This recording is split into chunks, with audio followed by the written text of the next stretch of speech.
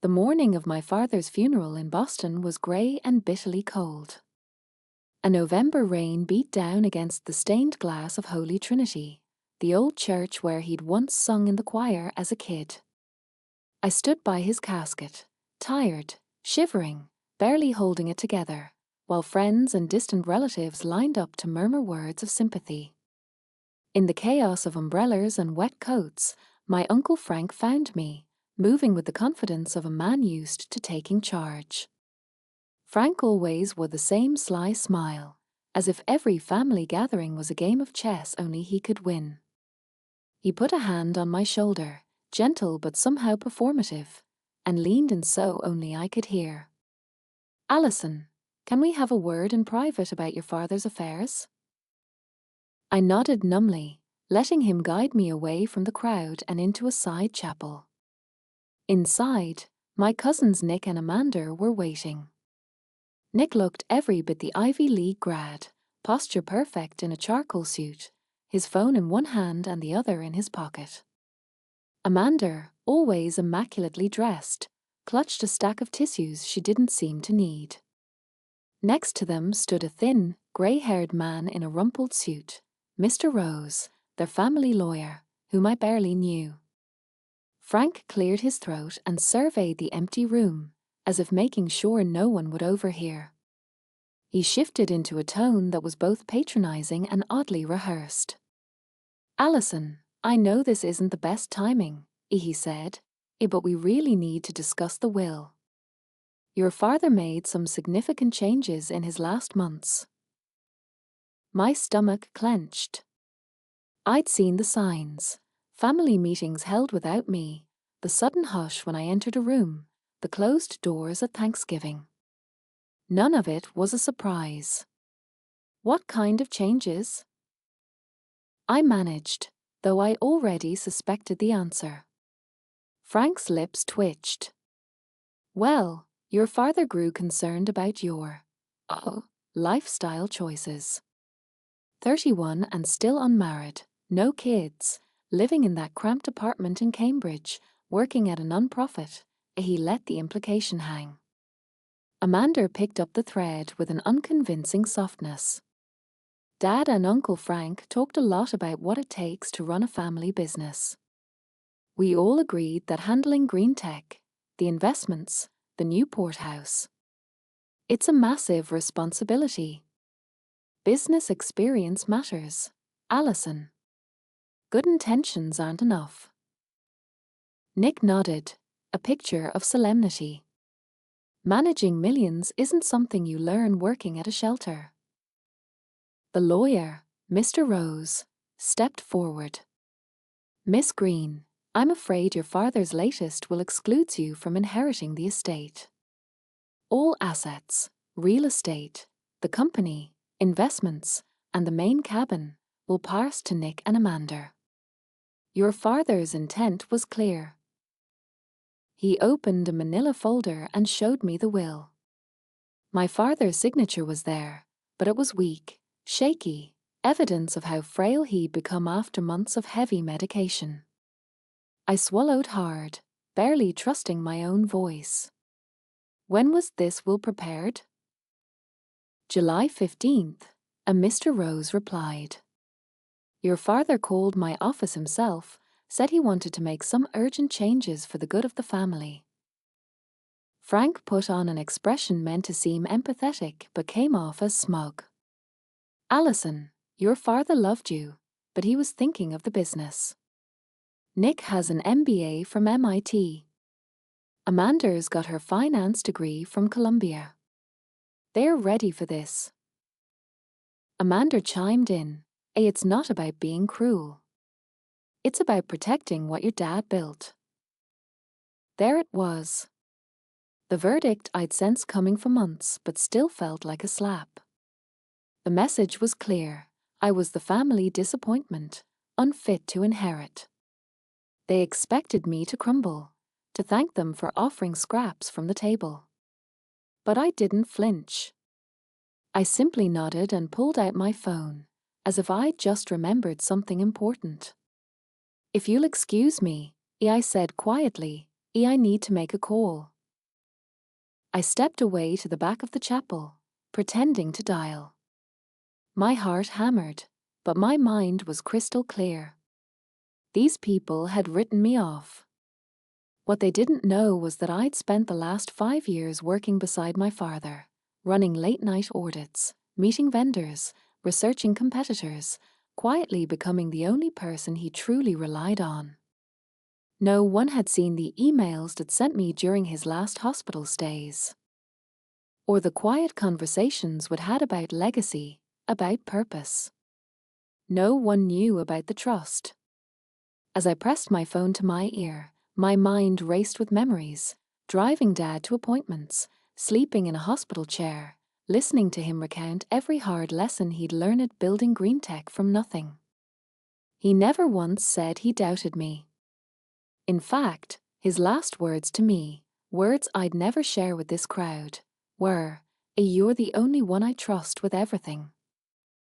I hung up, slipped my phone back into my purse, and rejoined the group. I kept my face blank, but inside, something fierce was building, a resolve I hadn't felt since I was a kid, the scrappy determination that always said he admired most. Frank was watching me, waiting for me to break. Instead, I met his gaze and smiled, just a little. "Thank you for letting me know," I said. "Is that all?" For a moment, they looked stunned. Maybe, for the first time, they realized I wasn't the weak link after all. After the reading of the will, the family drifted out into the rain-soaked city streets, already talking among themselves about what would happen to the business, the house in Newport, and all the other trappings of our family's legacy. I lingered behind in the chapel, hands shaking as I gathered my coat, a million emotions warring inside me. Humiliation was there, yes, but something else too, a spark of anger, and a sharp clarity about what needed to come next. For weeks, life seemed to blur into a pattern of silent, determined work. I returned to my apartment in Cambridge, a cramped walk-up filled with battered books and hammer-down furniture, and threw myself into my job at Haven Bridge, the non-profit homeless centre where I'd been working for years. My days were long and unspectacular, answering emails, organizing meal shifts, writing grants late into the night while rain tapped against the window. Outwardly, nothing changed. I didn't complain to anyone, not even my best friend Taylor. In the world's eyes, I was the same unambitious Alison, 31, single, living on takeout and coffee, trudging through city slush with thrift store boots and too many worries. People at Haven Bridge saw me as a reliable, hard-working manager, the kind of person who quietly took care of the details nobody else noticed. But what no one else saw, not even Taylor, was that every spare minute at home I poured into something much bigger than myself. In the evenings, when the centre was quiet and the streets outside were empty, I opened my laptop and dove into spreadsheets, legal docs, and emails from Dad's old advisors. There were so many questions to answer. Was the trust valid? Could the will really override it? Was there anything I'd missed in the labyrinth of family finances that had quietly taught me to navigate over the years? I met with Marcus, my father's longtime estate planner, in a nondescript office above a deli in Back Bay. Marcus was a small, brisk man in his late 50s who wore the same navy sweater every time we met. He slid a thick folder across his cluttered desk and said, "Your father was thorough. The Green Family Trust is airtight. You're the sole trustee and beneficiary, as of 5 years ago." I let out a breath I didn't know I'd been holding. Marcus gave me a sympathetic look. "Your cousins can contest, but they won't get far. The trust holds everything: business assets, real estate, investments. When your dad got sick, he wanted to make sure no one could challenge your right to manage it all." I nodded, feeling a mixture of relief and sadness. I knew how much Dad had agonized over the decision, worried about dividing the family. What about the will? It only covers what was left outside the trust at the time of death. As far as I can tell, that's not much.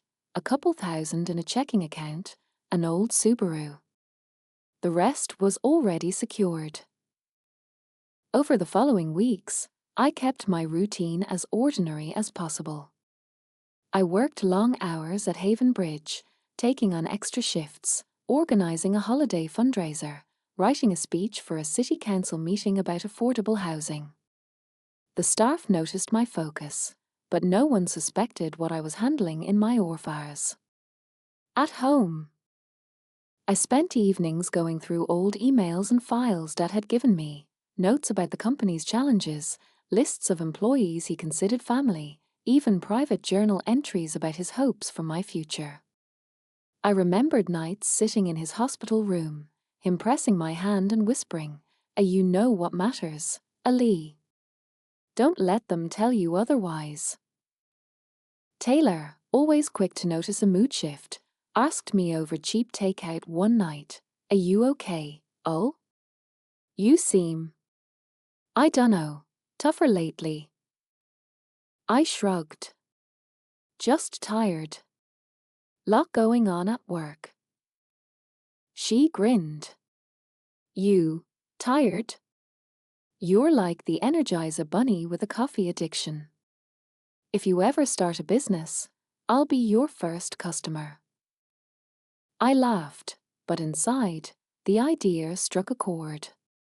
It wasn't lost on me that every skill I'd honed running Haven Bridge, balancing budgets, mediating conflicts, building teams, was exactly what Dad had done building green tech. He used to say, "A non-profit work is business with a soul. Don't let anyone tell you otherwise." Meanwhile, the family chatter started trickling in. Amanda sent me a perfunctory email about hoping I was coping okay and included an awkward offer. When we get everything sorted, we could maybe set up a small trust for you, just to help out with living expenses. Nick texted, "I hope there are no hard feelings. Family takes care of family." I didn't reply. I was busy taking care of the legacy Dad actually left behind, one they'd all underestimated. One night in December, I found myself walking past the Green Tech building, the lights still glowing late into the night. I stood on the sidewalk, hands deep in my coat pockets, watching as the security guard inside mopped the marble floor. That building had been my playground as a child and my training ground as a young adult. I thought of the people whose jobs depended on green tech, their mortgages, their kids' college funds, their retirements. I whispered into the darkness, "I won't let you down, Dad." The next morning, I put on my oldest boots and went back to work, at Haven Bridge, and quietly, steadily, on something far bigger. January in Boston brings a cold that creeps into your bones and won't let go. At Haven Bridge, the heat barely kept up, and every day more people showed up at our doors seeking shelter. I buried myself in work, pushing aside the family drama, losing myself in spreadsheets, grant deadlines, and city reports. From the outside, nothing about my life looked remarkable. I took the tea to work, lived on coffee and microwaved soup, and sometimes fell asleep at my desk, the glow of my laptop the last thing I saw before I drifted off. But inside, everything was changing. Quietly, without fanfare, I was putting together the next phase of my father's legacy, one he'd entrusted to me alone. In the rare moments I paused, I thought about what my family believed about me. Nick and Amanda, convinced they'd outmaneuvered me, seemed more smug than ever. Uncle Frank called only once, to remind me, not unkindly, that there would always be a place for me if I needed anything. I said thank you, meaning none of it. Because while they patted themselves on the back for taking care of family, I was finalizing something bigger than any of them suspected.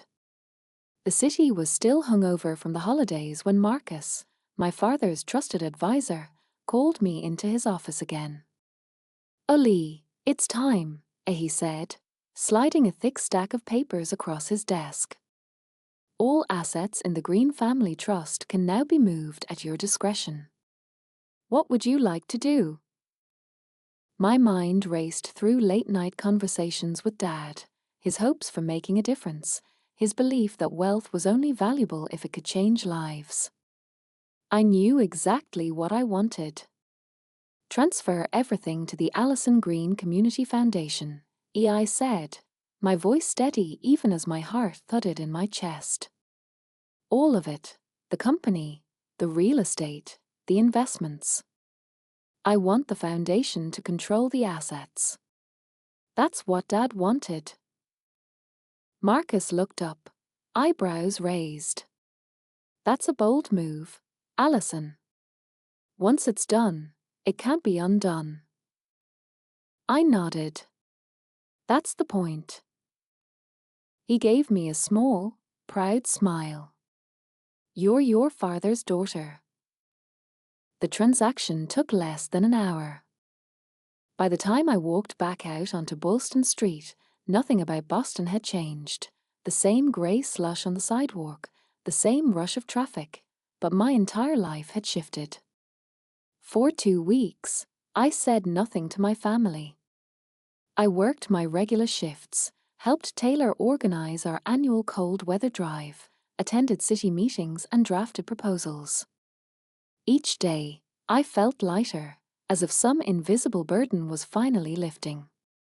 But news travels fast in families, especially when there's money at stake.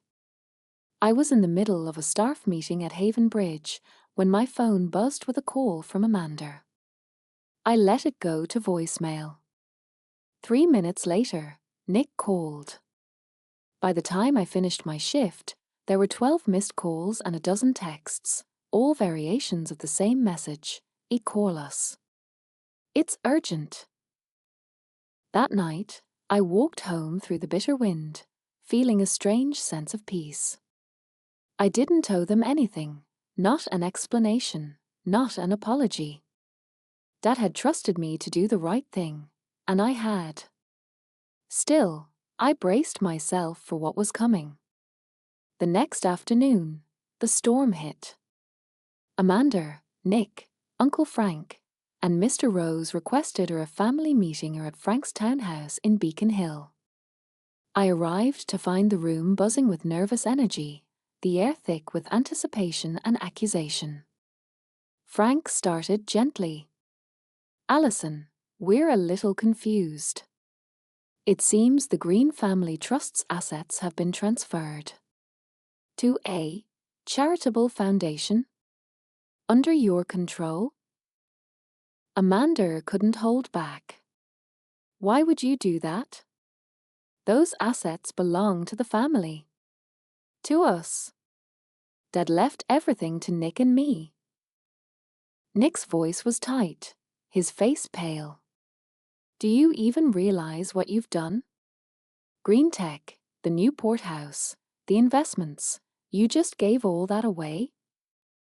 I looked at them, not with anger but with a quiet confidence I hadn't known I possessed before all this. "No." I followed Dad's wishes. He didn't want the company or his legacy turned into a trophy.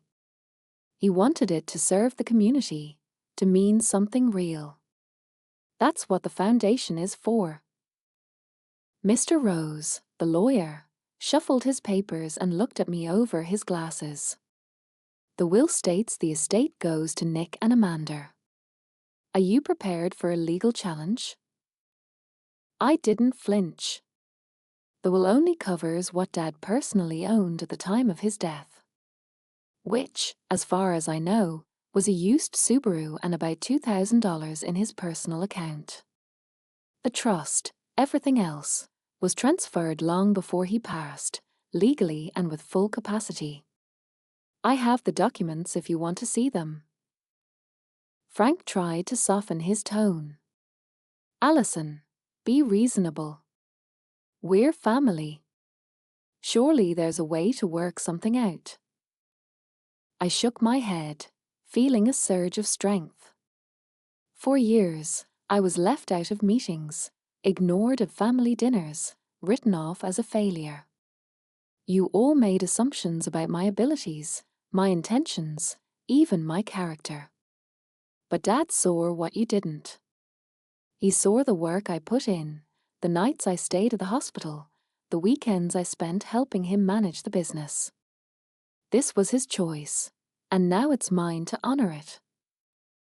Amanda's voice cracked, a mix of disbelief and desperation. So, what? We get nothing? I looked her in the eye, my voice calm. You get exactly what Dad intended. You get the opportunity to do real work, if you want it. A foundation needs good people, people who care about more than just money. That's the only inheritance available now. The room was silent, stunned.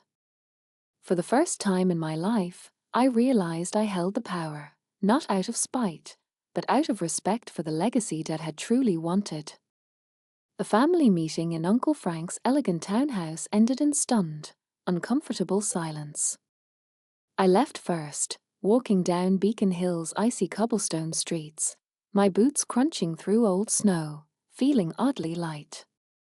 For years, I'd felt invisible at family gatherings, someone to be pitied, gently ignored, or at best, tolerated. But now, I was the only one who truly understood the legacy Dad meant to leave. That night, I lay awake replaying the meeting in my mind. I was exhausted but strangely exhilarated, as if a burden had been lifted. Still, there was no sense of triumph, just relief and a deep, bittersweet sadness for everything my family had lost.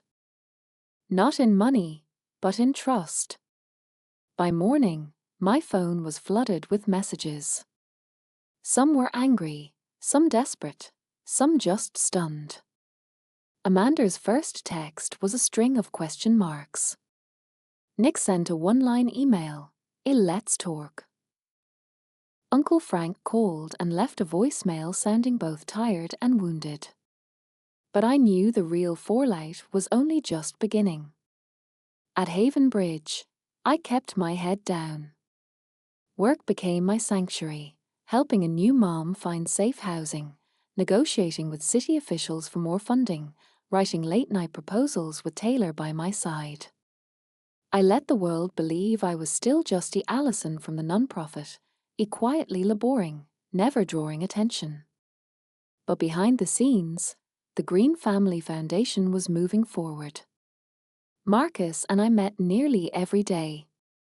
We started building a board, selecting community leaders, setting up grants for city education projects and housing programs. I found myself working with old friends of Dad's, people who'd quietly admired his ethics and his refusal to let greed define him. Meanwhile, the wider family chaos was unfolding like a slow-motion car crash. Amanda and Nick's lawyers threatened to contest the trust, but Marcus's legal team was airtight. There was nothing left to fight over, except their own pride. The will they'd pinned all their hopes on controlled almost nothing, just as Marcus had said, a few $1,000s, an old car, some mementos. The rest belonged to the foundation. Still, the pressure mounted. Nick called to say I was destroying the family. Amanda sent a tearful voice message, accusing me of betrayal. Uncle Frank pleaded for just a little understanding, just one more conversation. They all talked about fairness, about what was owed to them. Not once did anyone ask what Dad had actually wanted, or what I'd sacrificed for him. I met with Marcus in his office one evening, the city lights glowing outside. He pushed a cup of tea toward me. They'll eventually have to accept it. But it may take time. I shrugged. They were never really here, Marcus. Not when Dad was sick, not when he needed help. They only showed up when there was something to gain. Marcus smiled sadly. You're not wrong. But I think, deep down, your father always knew you'd be the one to do the hard work. That's why he trusted you. Taylor, my best friend, was the only one I let see the stress. She came over late one night with 2 slices of pie and a bottle of wine. You know, she said, you could have just walked away. You didn't have to keep fighting. I looked at her, suddenly feeling every ounce of exhaustion. I couldn't let him down, Tay. Not after everything. She nodded. That's why he trusted you with everything. Not because you were the oldest, or the smartest, or the loudest, but because you never quit.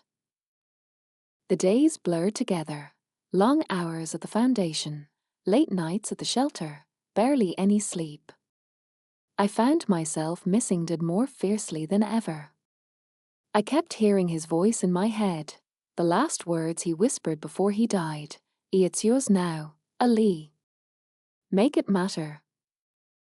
It wasn't until mid-February, when the first official press release about the Green Family Foundation hit the news, that the outside world began to pay attention. Suddenly, I was getting calls from journalists, city officials, even old professors who'd never given me the time of day before. A Boston Globe reporter asked for an interview. Channel 5 News wanted to run a story on the young woman quietly reshaping her family's legacy. But the most surprising call came from a woman named Lila Porter, a CEO in her 60s, someone I'd admired from afar. She'd started out in nonprofits, too, and now ran a billion-dollar foundation. I heard about what you did, as she said, her voice warm but direct. It takes real courage to defy expectations, and even more to carry out someone's vision against the tide. We met for coffee in the North End. Lila didn't mince words. They're going to resent you for a while. Maybe longer. But you did what had to be done. Don't let their bitterness become your story. For the first time, I saw a possible future that wasn't just about surviving family fallout, but about truly building something new. Still, the bitterness lingered. Nick sent a final email, short and cold, a congratulations. You've won. Hope it was worth it. Amanda stopped responding altogether. It hurt more than I expected. For a few nights, I couldn't sleep, replaying every harsh word, every slight from childhood, every moment I'd spent trying to prove I belonged. Now, with the legacy secured, I wondered if I'd ever have a real family again. And then, slowly, I realized I could create my own. Not from blood, but from people who believed in the same things that had taught me: loyalty, service, and the idea that wealth was a tool, not a trophy. The shockwaves had torn my old life apart. But the rebuilding had finally begun. By early spring, Boston began to thaw. Crocuses poked through the frozen ground in the public garden, and the city seemed to breathe again. For the first time in months, I walked to work without bracing against the wind, letting myself hope, just a little. The Green Family Foundation was taking shape, slowly, quietly, but with real purpose. At Haven Bridge, my daily life remained much the same. I was still organizing meal shifts, running donation drives, and writing reports no one outside the nonprofit world ever read. Most of the city still saw me as the Allison from the shelter, if they noticed me at all. That was fine. I'd learned to move unseen, to let my work speak for itself. But now, word about the foundation was spreading. The press coverage brought attention, some of it skeptical, some of it genuinely curious. One afternoon, while I was eating lunch at my desk, the phone rang. It was the mayor's office. They wanted to discuss a city partnership to expand after-school programs for at-risk kids. Suddenly, doors that had always been closed to me started to open, just a crack. My first board meeting was a blur of nervous energy. I'd brought together a team of people who'd known my father, community organizers, a retired judge, 2 former green tech engineers, and a teacher from Roxbury. Marcus chaired the meeting, but I could feel everyone's eyes on me, waiting to see if I'd sink or swim. I outlined a plan for the Foundation's first year: scholarships, housing grants, a job training initiative for young adults aging out of foster care. The ideas weren't revolutionary, but they were real. For the first time, I saw heads nodding. I saw people taking notes. I saw, maybe, a flicker of respect. After the meeting, Marcus caught up with me outside the conference room. He looked almost proud. "You did well, Alison. They trust you. That's no small thing." I smiled, exhausted but happy. I keep thinking about Dad, how he'd sit in his office late at night, writing checks for scholarships or hiring people nobody else would give a chance. "That's exactly why he picked you," Marcus said gently. "Not because you're ruthless or ambitious, but because you know what it's like to work in the trenches." Meanwhile, the wider family stayed silent. There were no more angry emails, no calls, not even from Uncle Frank. Amanda and Nick seemed to have retreated entirely. At first, their absence stung, but as the Foundation's work took over my life, I started to miss them less. I had new worries, new deadlines, and a growing team that depended on me. Spring rolled on. The first major grant we issued went to a youth tech program in Dorchester. The director, a woman named Sonia, called to say, "This is the first time anyone's believed in us. Thank you." At the check presentation, a local journalist snapped a photo of me shaking hands with a teenage coder who just won a citywide robotics prize. The article ran with the headline, "A Green Family Foundation Makes First Mark on Boston's Next Generation." I clipped it and taped it to my fridge, next to old snapshots of Dad and me at Red Sox games. Around that time, I started getting invitations to speak at events, business breakfasts, women's leadership panels, even a university lecture series. The first time, I nearly backed out. I hated public speaking. But Taylor cornered me at Haven Bridge, armed with her old debate team pep talk. "You spent years telling other people's stories, Oli. Maybe it's time to tell your own." So I did. I stood up in front of a packed room at the Boston Public Library and talked about growing up in the shadow of green tech, about Dad's belief in second chances, about how invisible work is often the most important kind. When I finished, the applause was real, not polite, but appreciative. People lined up to shake my hand, to offer business cards, to share stories of their own families and struggles. I started to feel something shift inside me. Not pride, exactly, but something like it, a sense that maybe, just maybe, I was finally honoring what Dad had hoped for me. A few weeks later, I got a handwritten letter in the mail. The return address was unfamiliar, but the handwriting was unmistakable, Amanda's. It was a short note, written in blue ink. She apologized for her anger, said she was struggling to understand everything that had happened, and wished me luck with the foundation. There was no invitation to reconnect, but the bitterness was gone. I read the letter 3 times, trying to decide how I felt. Relief, mostly. Gratitude, too. But also a kind of finality, a sense that a door had closed, and that was okay. Nick's silence continued. Uncle Frank, too. But in the space their absence left, something else was growing. A team, a mission, a future. I started running early morning meetings with our new staff, drinking bad coffee and laughing over typos in grant proposals. For the first time in years, I woke up excited to go to work. One night, after a long board meeting, Marcus pulled me aside as we left the building. The city was soft with spring rain, the streetlights reflecting off wet pavement. Your father would be proud, Alison, he said quietly. But I think he'd be even prouder to see how you're doing it. Quietly, steadily, building something that will last. I blinked back tears. I just hope I'm getting it right. Marcus smiled. You're not just getting it right. You're making it your own.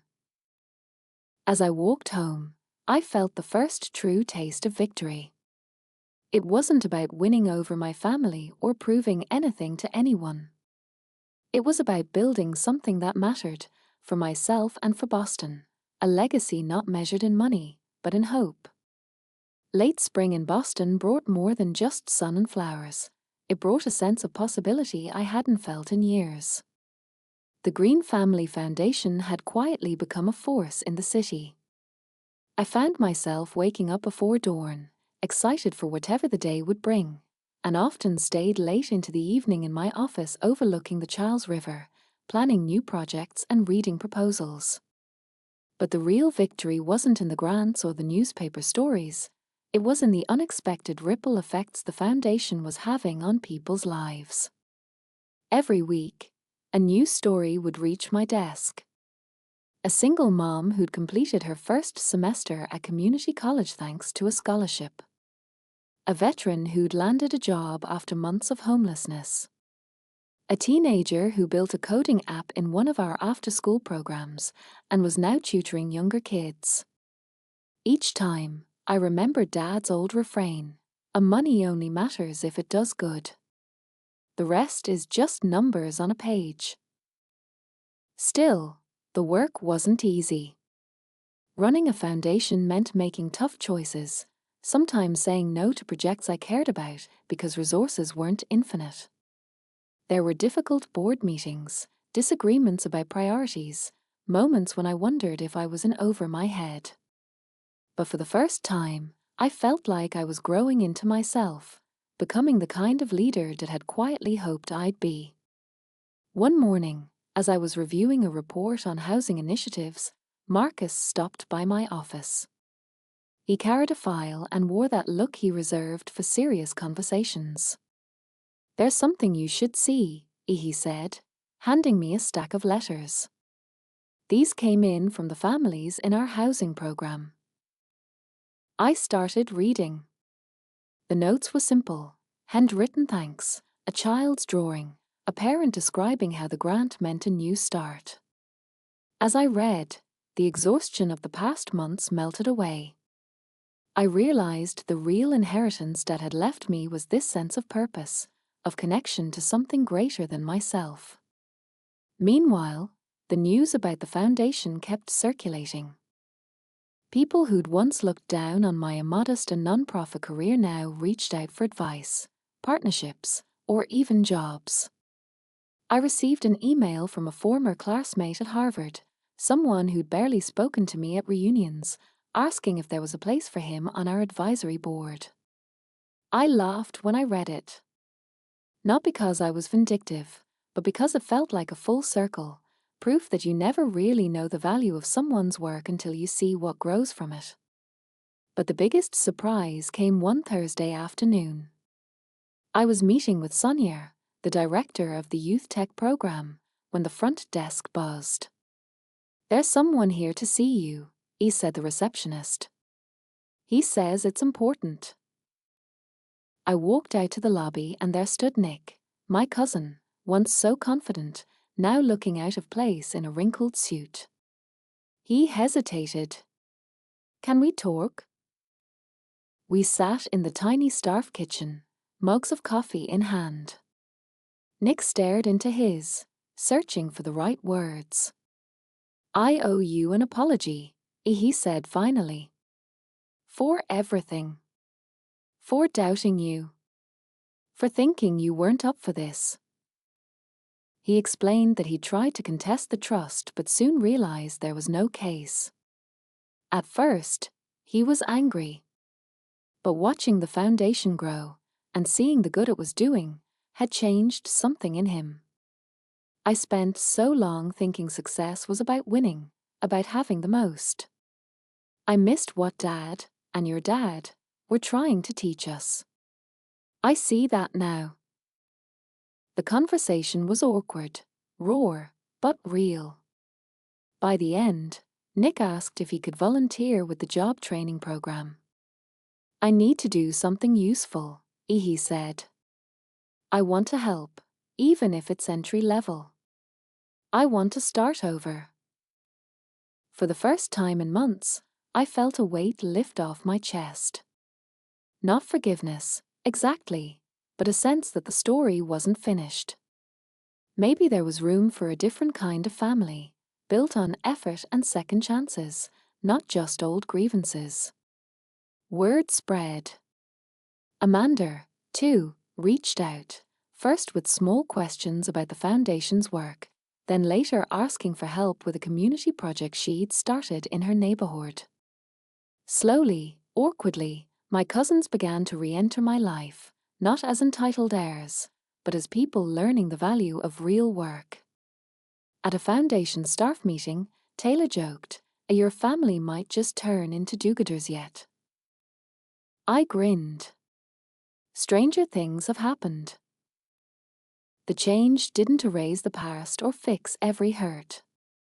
But there was something profoundly healing in watching people transform when given a purpose. The foundation grew, not just in numbers, but in heart. Every new hire, every volunteer, every board member understood that the work wasn't about status or inheritance, but about service.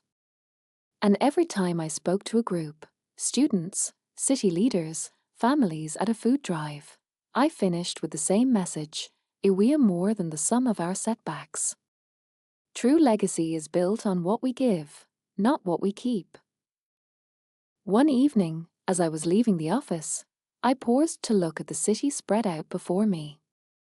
The lights along the river shimmered, and I felt a quiet certainty settle inside me.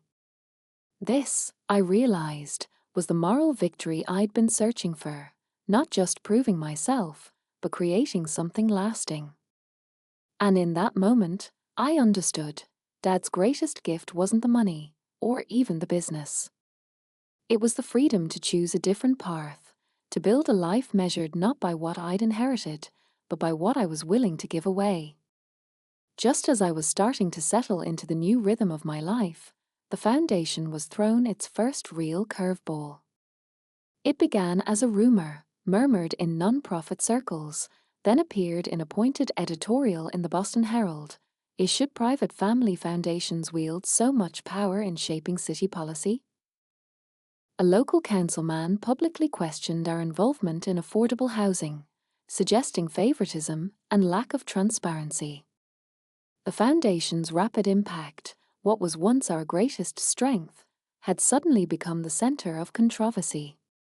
For the first time, I saw my face on the news, a blurry clip from a community event with a Chiron. A green family legacy, too much influence? Even though I'd always stayed in the background, it was my name they wanted for the story.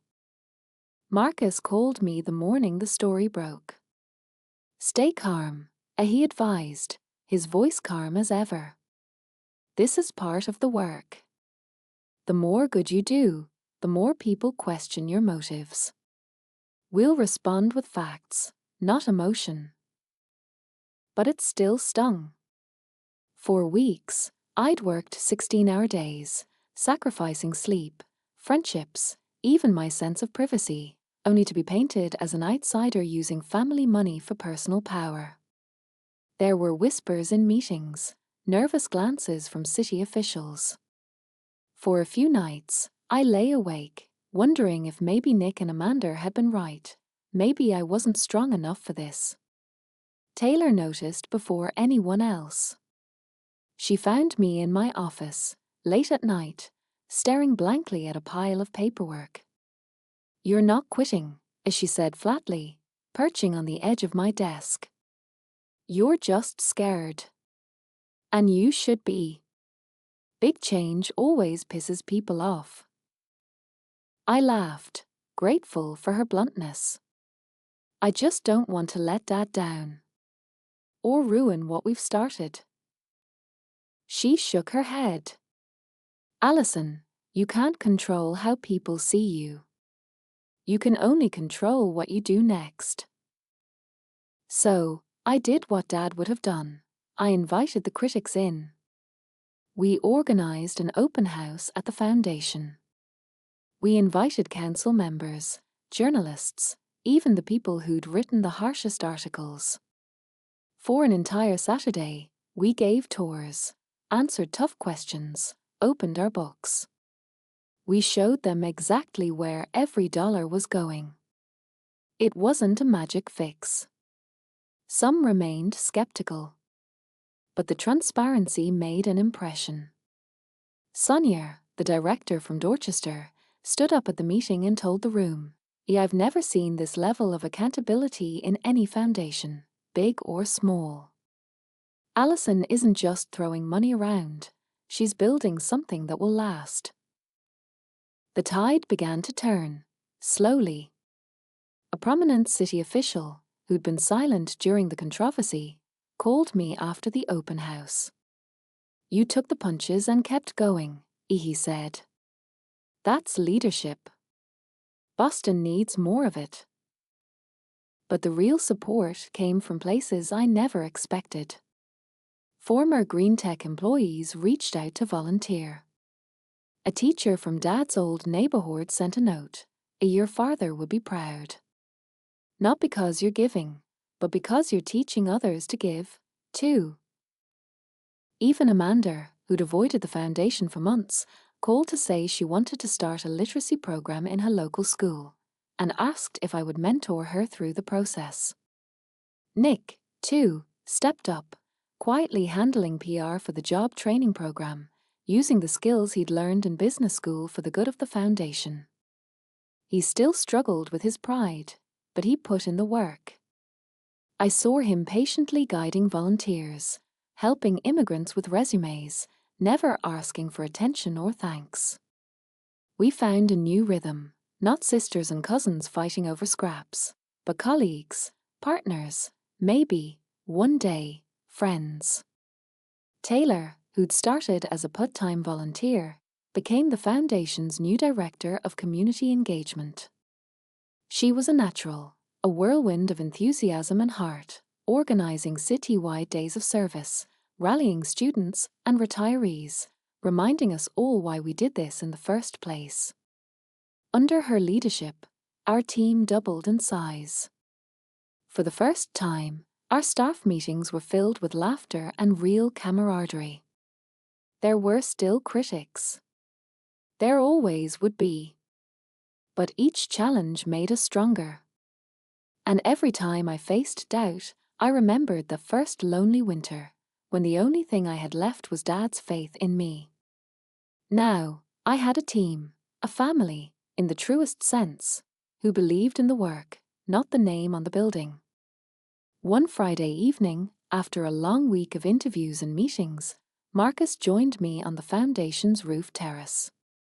The city spread out below us, lights twinkling along the river. "I think you've done it, Alison," he said, raising his coffee in a mock toast. "You've turned a family feud into a city's hope." I smiled, feeling the cool breeze and the weight of the last year fall away. I couldn't have done it alone. He looked at me kindly. "No one ever does." The foundation's first annual gala approached, a symbol not just of our survival but of our impact. For the first time, every seat was filled, not just by donors, but by the people whose lives had been changed, students, parents, formerly homeless families, old friends, and new allies. And in that packed, sparkling room, I finally allowed myself to believe. The legacy was safe, the work had only begun, and the victory was no longer just mine. The night of our first annual gala, the grand ballroom at the Charles Hotel buzzed with energy. The city's nonprofits and business leaders mingled with high school scholarship winners and families who'd once stood in line for a warm meal at Haven Bridge. Our board, a quirky mix of retired judges, teachers, engineers, and activists, stood proudly at the entrance, greeting each guest like an old friend. As I moved through the crowd, shaking hands and posing for photos, I felt the sharp ache of nerves. I'd never been comfortable in the spotlight. Dad had hated it too. He always said, "I'll let the work do the talking." But tonight, the work needed a voice. This was my chance to show the city, and maybe even my family, what the Green Family Foundation had become. Taylor found me near the dessert table, beaming. "This is amazing. Ali. You realize what you've done, right? This is more than a foundation. It's a movement." Before I could answer, the band played the first chords of our theme, and Marcus took the stage. He introduced me with warmth, sharing a story about my father's early days in Boston. He built a business from nothing, but he always said his true legacy would be measured by the lives he touched, not the dollars he made. Then, he gestured for me to join him under the bright lights. I stepped to the podium, my notes shaking in my hands. For a moment, the room spun. I thought of Dad, of that last conversation in the hospital, of all the nights spent working late with only hope and stubbornness keeping me going. Then I looked out at the faces, some familiar, some new, and found my voice. I grew up believing that legacies were built in boardrooms. I began, but I've learned that real legacies are built one act of service at a time. Tonight isn't about the Green Family Foundation. It's about every person in this room who dared to hope for something better, for themselves, their families, and this city. I spoke of my father's journey, of his belief in second chances, of the power of invisible work. I thanked the partners, the volunteers, the board, and especially the recipients of our programs, the students, the families, the neighbors who were now helping to shape Boston's future. The applause was thunderous, but it was the moments after the speech that would stay with me forever. One by one, people approached to share their stories. A mother whose son was the first in their family to attend college. A young woman who had once slept in our shelter and was now running a youth leadership program. An older man, a former green tech machinist, who whispered, "Your dad would have been proud, Allison." Late in the evening, as the band played their last song, I saw Nick and Amanda at the edge of the dance floor. For a moment, the old ache returned, the sting of everything we'd lost, the years of silence and misunderstanding. But something in their faces had changed. They looked lighter, more open, as if finally seeing me not as a rival, but as a sister. Nick was the first to approach. "Ali, that was an incredible speech. I'm sorry for everything. I didn't understand. I wanted to win, but you wanted to build." Amanda joined us, her eyes shining. "Can we start over? Not as heirs or competitors. As family. Maybe even friends." It wasn't a perfect reconciliation. We still had work to do, wounds to heal, conversations to have. But in that moment, I felt a quiet peace, a sense that the circle was closing, not ending, but coming around to a new beginning. The next day, we gathered at the family house in Newport. The old place was drafty and cluttered, but it was filled with memories. We cooked breakfast together, pancakes and eggs, laughter echoing through rooms that had once felt heavy with unspoken tension. We talked about the past. We didn't ignore the hurt, but we didn't let it define us either. I shared the letters I'd received from scholarship students and parents, letting Nick and Amanda see firsthand the impact the foundation was having. They listened, truly listened, for the first time in years. By afternoon, the three of us walked down to the water's edge, the Atlantic wind biting but invigorating. Amanda picked up a seashell, holding it to her ear and laughing. Nick skipped a stone across the surf, just like we'd done as kids. Standing there, I realized something. Family wasn't about inheritance or shared DNA. It was about the people who showed up, who stayed, who believed in you when no one else did. It was about forgiveness, about choosing to keep trying, even when it was hard. In the months that followed, Nick became one of the Foundation's most trusted advisors, quietly handling logistics and community outreach. Amanda developed a mentorship program for girls in STEM, inspired by her own rocky journey in the corporate world. We still had our differences, but we were finally building something together. At the end of the summer, as the Foundation celebrated its first year, I stood on the rooftop terrace with Taylor, Marcus, and the rest of our team. The sun was setting over Boston, painting the skyline gold. Taylor raised a glass. To legacies, and to the people who have the courage to build them right. And for the first time, I truly felt it. The work wasn't finished, but the old wounds were healing. The future was open, bright, and full of possibility. A year after that first turbulent family meeting, the Green Family Foundation had become more than I'd ever imagined. We celebrated the anniversary with an outdoor block party, not a formal gala, a decision our board insisted on. Kids raced each other down the sidewalks in the late summer sun, parents chatted over lemonade and barbecue, and a jazz band played beneath the spreading branches of an old maple tree. There was laughter, music, and the easy joy that only comes when people feel truly at home. Looking around, I realized how much had changed, not just for me, but for all of us. The faces in the crowd were a blend of old friends and new, the volunteers from Haven Bridge, former green tech workers who'd become Foundation partners, teachers, city leaders, and the very families we aimed to serve. There were even a few faces from those early, difficult days, journalists who doubted us, officials who'd once kept their distance, now relaxed and smiling as they watched their kids line up for face paint or balloon animals. At the heart of it all, my family. Nick was working the grill, showing a group of teens how to flip burgers with the same precision he once brought to spreadsheets. Amanda was laughing with a table of girls from her mentorship program, their voices bright with excitement about science projects and summer internships.